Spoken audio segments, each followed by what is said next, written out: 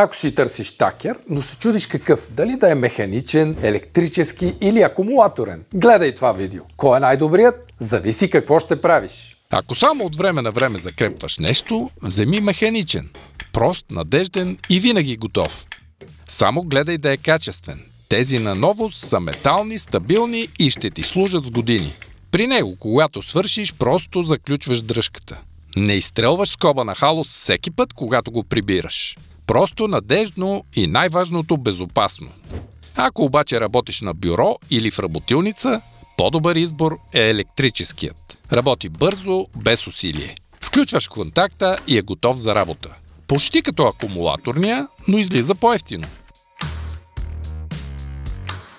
И ако искаш свобода, акумулаторният е супер. Без кабели, мощен, натискаш и готово.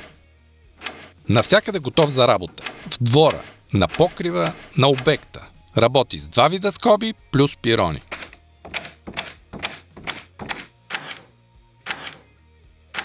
Така че хубаво помисли за какво ти трябва и избери своя такер. Пълната гама такери новост ще намериш в Ташев Галвинг. Всичките са там.